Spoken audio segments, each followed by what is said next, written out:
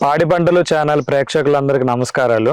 ఈ రోజు మనం ఎన్టీఆర్ జిల్లా నందిగామ మండలం గొట్టుముక్కల గ్రామంలో ఉన్నాము. తనకున్నటువంటి 5 ఎకరాలు పొలంలో మునగ సాగు చేస్తున్నటువంటి రైతు మనతో పాటు ఉన్నారు. ఈ మునగ సాగు ఏ విధంగా చేసుకోవాలనే అంశాలను వారితో మాట్లాడి పూర్తి సమాచారాన్ని తెలుసుకుందాం.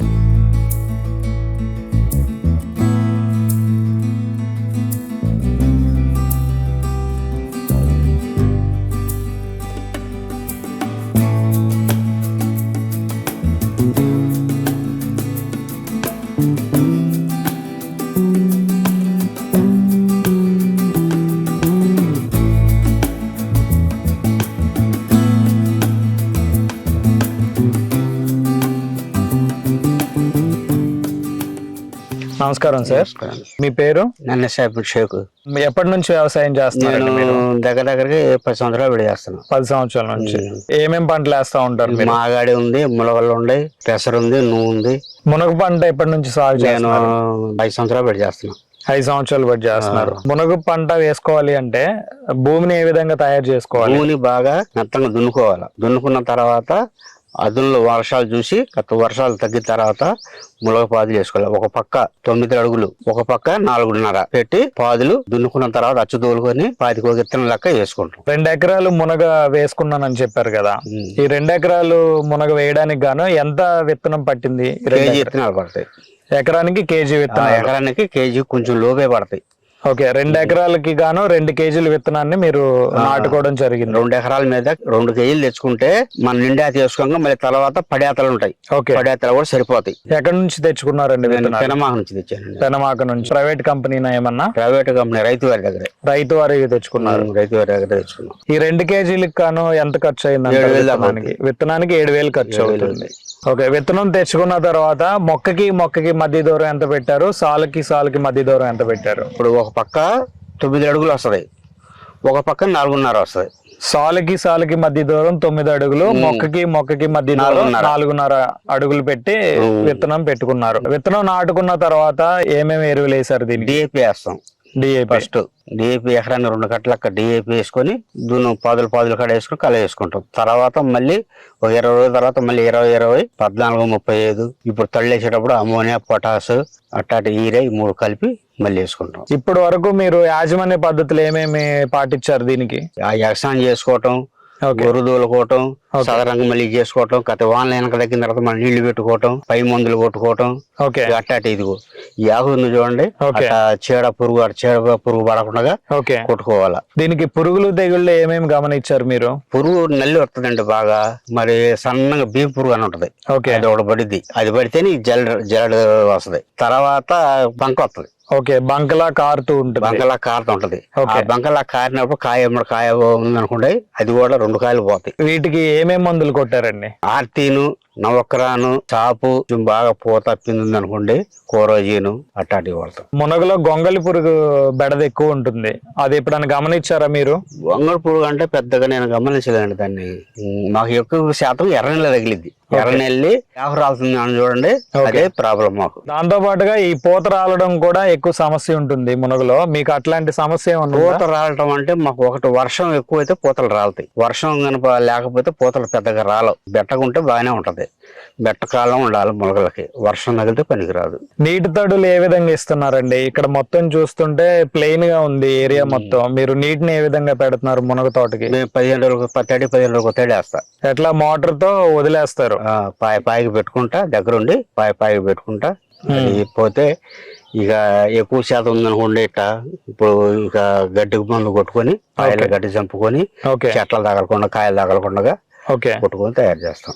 ఇక్కడ ఈ మునగ తోటని చూస్తుంటే ఇది ఆల్రెడీ ఒకసారి మీరు కట్ చేసి మళ్ళీ వచ్చినట్టుగా కనపడుతుంది. ఏంటండి పరిస్థితి?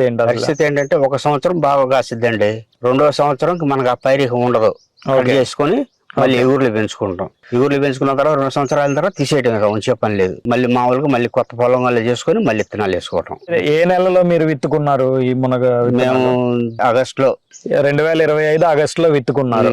మళ్ళీ కటింగ్ ఇప్పుడు జూన్ జూలైలో కటింగ్ చేసుకుంటాం. ఆగస్ట్ లో విత్తుకున్నారు, జూన్ జూలైలో కటింగ్ చేసుకుంటారు. కటింగ్ అంటే పూర్తిగా నరికేస్తారు. నరికేసిన తర్వాత మళ్ళీ దున్నుకొని ఓకే మళ్ళీ వర్షాలు తగ్గిన తర్వాత మళ్ళీ మందులు వేసుకొని మళ్ళీ మొక్క ఇవి వస్తాయి. విత్తనం పెట్టినప్పటి నుంచి ఎన్ని రోజులకి కోతకు వస్తుంది? పెట్టిన కాడ నుంచి 3-4 నెలలకు వస్తాయి. 3 లేదా 4 నెలలకి కాత రావడం జరుగుతుంది. వచ్చిన తర్వాత 2 నెలల్లో అయిపోద్ది కోత. కోతలు కోసేటప్పుడు మీరు మనుషుల్ని పెట్టుకొని కోతలు కోపిస్తారా? ఎంతమంది పడతారండి? ఇప్పుడు దాదాపు గట్టిగా కాస్తే ఎకరానికి ఒక 4 పడతారు. 8 మంది వరకు కోసుకొని సంచులు బస్తాలుగా వేసుకొని ఇక మార్కెట్కి వెళ్తాం. ఈ కోతకి గాను ఖర్చు ఎంత అవుతుంది కూలీలకి? కూలీలు కోత అంటే ఒక్కొక్క వారంలో ఆడకూతురు 300-400 ఉంటది. ఓకే. ఇప్పుడు పనులు లేవుగా, ఇప్పుడు 300. పొద్దున పూట 5-6 వస్తారు. ఓకే. 11 దాకా ఉంటారు. 300 కూలి. మీరు జూన్ లో విత్తుకొని ఆగస్టు వరకు కట్ చేశానని చెప్తున్నారు కదా, మొదటి కోతకి ఎన్ని కాయల వరకు కోసి ఉంటారు? పోనీ మొదట కోతకి కోసి 2 ఎకరాల మీద 5 టన్నులు కాయ కోసి 5 టన్నులు కాయలు కోసారు. అది 5 టన్నులకు గానీ ఎంత ఖర్చు అయి ఉండొచ్చు? 5 టన్నులకి నాకు ఖర్చు 1,00,000 చిల్లర అయింది. 1,00,000 చిల్లర అయింది. కౌలు గాని పెట్టుబడి ఏదైనా గానీ. ఈ 5 టన్నులకు గాను మీరు రాబడి ఎంత వచ్చిందండి? బ్యాలెన్స్ అయ్యానండి. బ్యాలెన్స్ అయ్యారు, నష్టం అయితే లేదు, బ్యాలెన్స్ అయ్యారు. కాబట్టి ఇప్పుడు రెండో పంట మీద మీరు లాభాన్ని పొందితే అది మీకు మిగులుగా ఉండొచ్చు. మీరు ఆల్రెడీ ఒక పంటని కటింగ్ అయిపోయిందని చెప్తున్నారు, రెండో పంట తీసుకోవడానికి వచ్చింది. ఇప్పుడు ఈ రెండవ పంటలో మీరు ఇప్పటి వరకు ఏదన్నా కోతలు కోసారా? దీంట్లో కోసారు. ఎన్ని కాయల వరకు? సుమారుగా 2 టన్నులు కోసా.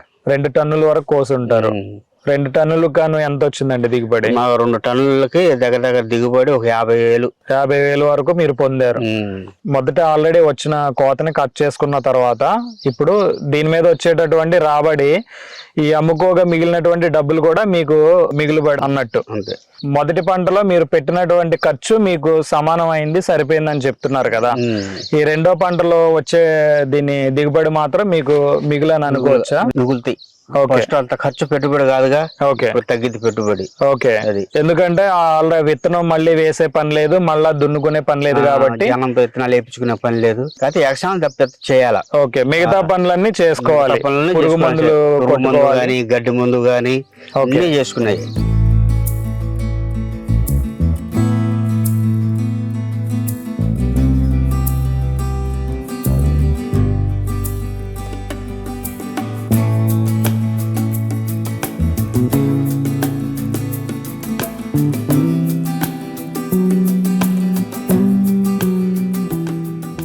చూసాం కదండి, నన్నయ్య సాహెబ్ గారి మాటల్లో మనం ఈ మునగ సాగు ఎలా చేయాలనేది తెలుసుకున్నాము. ఎవరన్నా ఈ మునగ సాగు చేయాలని అనుకున్న వాళ్ళు ఎవరైనా ఉంటే మీ దగ్గరలో ఉన్న ఉద్యానవన శాఖ అధికారిని మీరు కన్సల్ట్ అయ్యి వారి సలహాలు సూచనల మేరకు మీరు మునగ సాగుని చేసుకోవచ్చు. మరొక అభ్యుదయ రైతుతో మళ్ళీ కలుసుకుందాం. ధన్యవాదాలు.